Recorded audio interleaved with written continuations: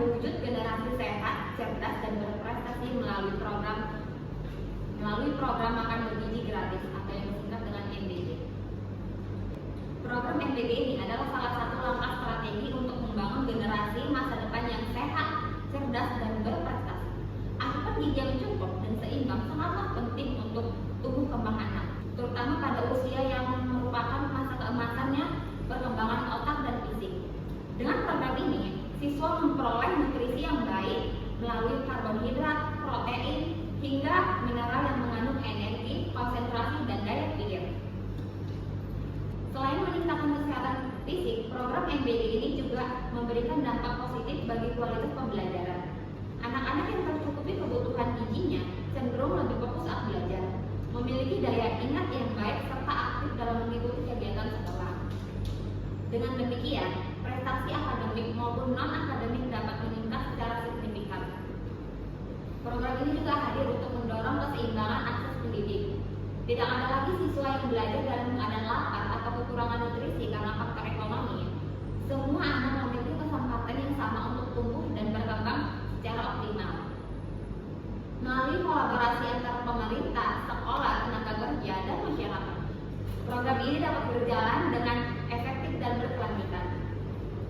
Dengan dukungan penuh berbagai pihak, program MBG diharapkan mampu melahirkan generasi emas yang tidak hanya sehat, tetapi juga cerdas, memiliki daya karakter, serta siap bersaing dan berprestasi di masa depan.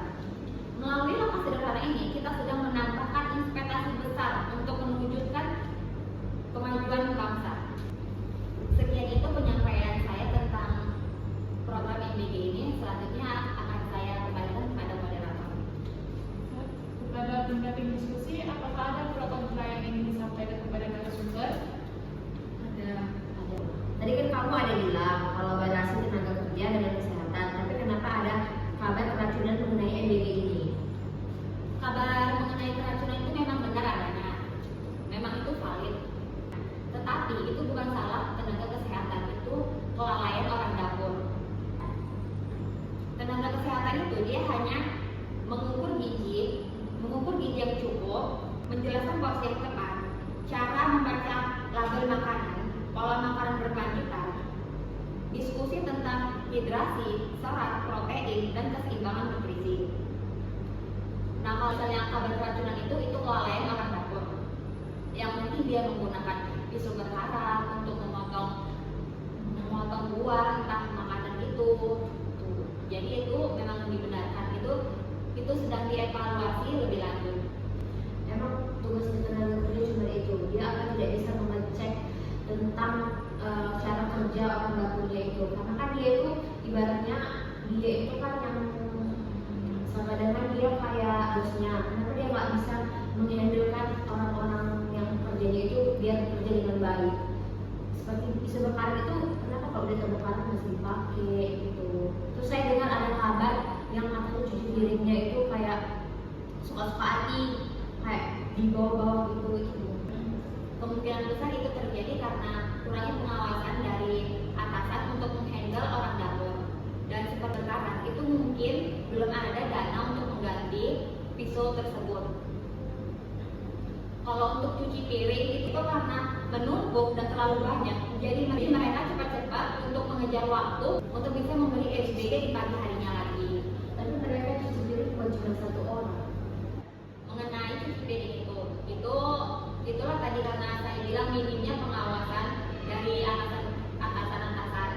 Jadi sesuka mereka melakukan itu, tapi itu sebenarnya tidak dianjurkan. Tidak dianjurkan tapi tetap dilakukan. Gimana ya?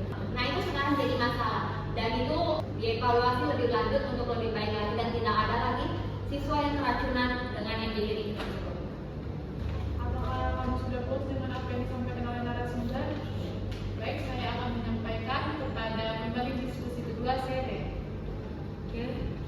Kan tadi kamu ada bilang tidak ada lagi siswa yang belajar dalam keadaan lapar atau kekurangan nutrisi karena faktor ekonomi.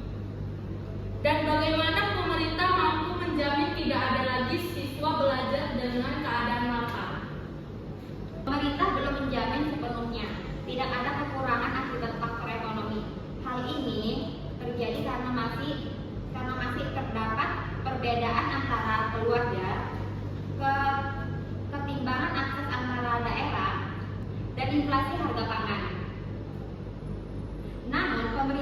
berusaha menekankan masalah gizi dan kekurangan pangan seperti program bantuan pangan non tunai atau kartu sembako.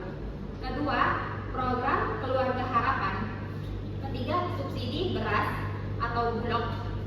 Keempat, program makan bergizi untuk balita dan ibu hamil. Kelima, sekolah sehat dan PNT, pemberi makanan tambahan.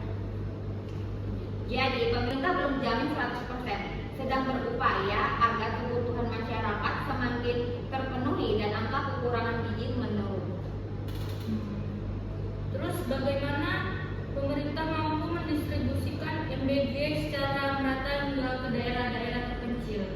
Itu karena minimnya transportasi dan makanya belum terpenuhi semua untuk di daerah-daerah terpencil. Saya sudah fokus menjawab narasumber. Baik, kita lanjut ke pembahasan diskusi. Dina. Baik, tadi kan kamu ada bilang makanan bergizi sangat berdampak positif bagi siswa. Lantas, bagaimana jika kualitas makanan yang diberikan tidak sesuai standar gizi dan malah membahayakan kesehatan siswa? Untuk mencegah kualitas makanan yang tidak sesuai standar gizi ataupun potensi pembahayaan terhadap siswa, diperlukan sistem pengawasan berkualitas yang ketat sejak tahap pemilihan bahan makanan dan penyajian. Pemerintah harus bekerja sama oleh ahli gizi untuk memastikan menu sesuai dengan kebutuhan sekolah. Nah, tadi kan kamu juga ada bilang sistem pengawasan kualitas yang ketat sejak tahap pemilihan bahan hingga penyajian makanan. Lalu, bagaimana mengatasi kemungkinan makanan yang tidak cocok dengan keadaan beberapa siswa? Untuk itu, pemerintah dan guru bekerja sama untuk mendata siswa yang alergi terhadap nasi atau menu makanan yang lainnya itu bisa diatasi. Baik, kamu ada yang sudah narasumber. Kita tutup diskusi panel hari ini. Bila ada kesalahan kata, mohon dimaafkan. Sekian dan terima kasih. Assalamualaikum warahmatullahi wabarakatuh.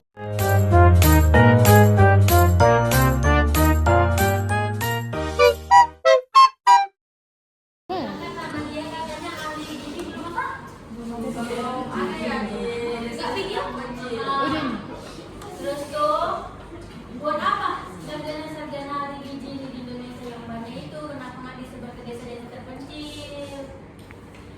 Terus kalian bilang tadi nggak ada dapur, apa sih dapur apa? Setiap sekolah nggak ada dapurnya. Bukannya setiap daerah Bisa ada dapurnya kalau di luar Cina. di sekolah. Tapi kan MBG itu kan di apa namanya satu kota itu kan dapurnya ada satu, berarti makanannya sama dong. Nah, karena dapurnya cuma satu itu dan sekolah di berbagai kota itu banyak dan ahli gizinya dibagi-bagi, jadi tidak sepenuhnya ada ahli gizi untuk sekolah-sekolah yang terpencil. Berarti MBG ini tidak menjamin kebersihan kesehatan tidak. Sebenarnya menjamin. Nah, oke kok bisa ada pertanyaan.